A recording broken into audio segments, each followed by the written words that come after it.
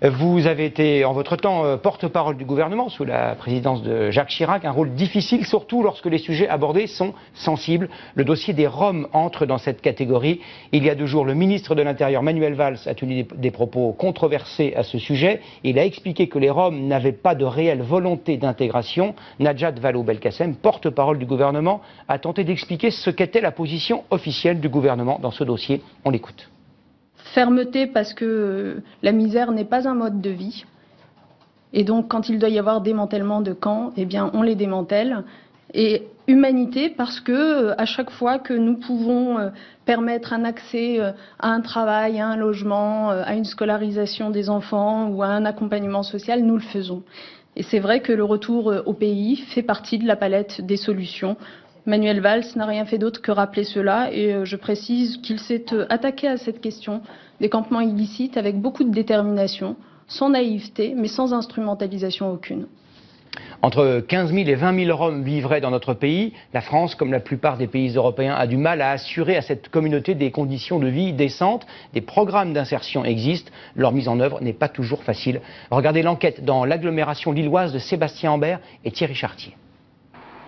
C'était le 11 septembre dernier, le plus grand camp de Roms de Lille est évacué. Une nouvelle évacuation, mais sans solution durable. Car 200 familles qui vivaient à Lille vivent désormais ici, à Croix, près de Roubaix, sur un terrain totalement inadapté. Une évacuation est d'ailleurs prévue à nouveau en novembre. À chaque fois, le même scénario. Le préfet propose un terrain éloigné du centre urbain, comme ici il y a un an, à Sizouin, une petite ville située à 10 km de Lille. Ce jour-là, la population se regroupe, manifeste, refuse l'arrivée des familles roms sur le terrain de l'ancienne gare de la ville. Installer des camps de Roms est une mauvaise solution pour le maire.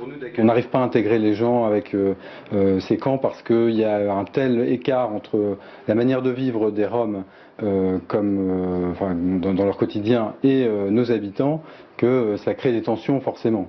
Du coup, plusieurs familles s'installent où elles le peuvent, comme ici, durant l'été 2012, autour de l'église Sainte-Victoire. Mais là encore, malgré la présence d'associations, l'insalubrité devient très vite trop importante et les familles doivent partir. Il y a alors une solution, l'insertion. Le maire d'Helem, près de Lille, nous emmène sur ce terrain. Ici vivent 5 familles de Roms qui ont signé un contrat avec la mairie.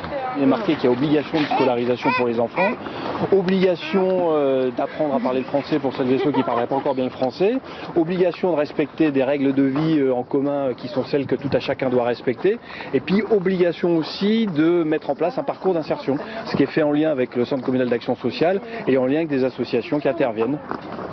Bonjour madame.